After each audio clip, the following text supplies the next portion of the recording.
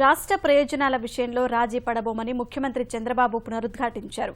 Vijayawada KL varsity ప్రాంగణంలో తెదేపా నిర్వహిస్తున్న నాయకత్వ సాధికారత కార్యక్రమంలో మాట్లాడిన ఆయన నాయకత్వ లక్షణాలు, సాంకేతికత అందిపుచ్చుకోవడంపై దిశానిర్దేశం చేశారు.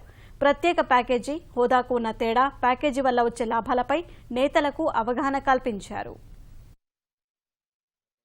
ఒకసారి మీరు ఆలోచిస్తే ఒక డిస్రప్టివ్ టెక్నాలజీస్తో ముందుకు పోతా ఉంది.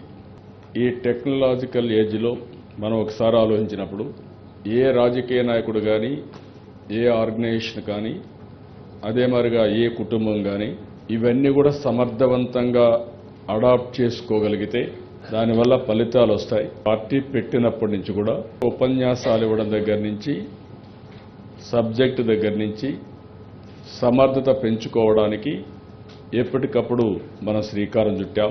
లీడర్షిప్ని ఏ విధంగా ఎంపవర్ చేయాలి, అది స్కిల్ డెవలప్మెంట్ కావచ్చు, కెపాసిటీ బిల్డింగ్ కావచ్చు, విజువలైజ్ చేయడం కావచ్చు, నాయకత్వ సాధికారత పైన 3 రోజులు మనం కూర్చుంటున్నాం.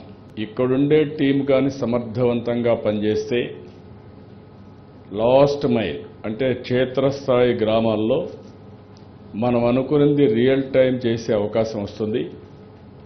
అదే మరిగా ఫలితాలు కూడా వినూత్నమైన ఫలితాలని రాబట్టే అవకాశం ఉంటుంది.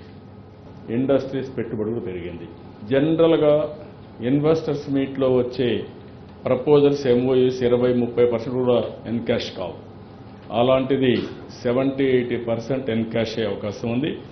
మొన్న మాకు 4,60,000 కోట్ల రూపాయలు విశాఖపట్నం ఇన్వెస్టర్స్ మీట్లో వస్తే ఆల్మోస్ట్ 3 lakhs పైన 3 lakh crores పైన పెట్టుబడులు పెట్టే పరిస్థితి వచ్చిందంటే అది ఈ ప్రభుత్వం పైన ఇన్వెస్టర్స్కు ఉండే నమ్మకం.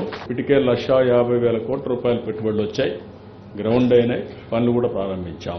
భావనిపాడు పోర్టు కానీ, అదే మరిగా ఇక్కడ మచిలీపట్నం పోర్టు కానీ, నర్సాపూర్ కూడా ఉంది, దుగ్గిరాజపట్నం ఉంది, ప్రకాశం జిల్లాలో ఉండే రామాయపట్నం ఉంది. ఇవి కూడా ఎక్స్ప్లోర్ చేస్తున్నాం. అదే మరిగా Antarvedi one of the best dredging corporation కూడా అక్కడ వాళ్ళ ఆపరేషన్స్ పెట్టే పరిస్థితికి వచ్చారు. ఇవన్నీ పోర్టులు వస్తే ఇప్పటికే మన దగ్గర 4-5 ఎయిర్పోర్ట్లు వచ్చాయి. గవర్నమెంట్ ఆఫ్ ఇండియా కొంచెం మనకు పూర్తిగా డబ్బులు వాళ్ళు పెట్టలేమంటే మీరు డబ్బులు పెట్టలేకపోయినా పర్వాలేదు, ముందు పనిచేయమని ఈరోజు ఒక అమరావతికి విజయవాడకైతే 750 ఎకరాలు భూమి ల్యాండ్ పూలింగ్లో ఇచ్చి ఆ ల్యాండ్ తీసుకొని వాళ్ళకి అప్పచెప్పాం. ఫస్ట్ టర్మినల్ కంప్లీట్ చేస్తున్నారు. తిరుపతి ఎయిర్పోర్ట్ కూడా మన ల్యాండ్ ఎక్విజిషన్ తీసి అవన్నీ కంప్లీట్ చేశాం. ఇప్పుడు తిరుపతి కూడా ఇంటర్నేషనల్ ఎయిర్పోర్ట్ అవుతా ఉంది. ఒకసారి మీరందరూ మరుగుదొడ్లు కట్టగలిగితే ODF వస్తుంది.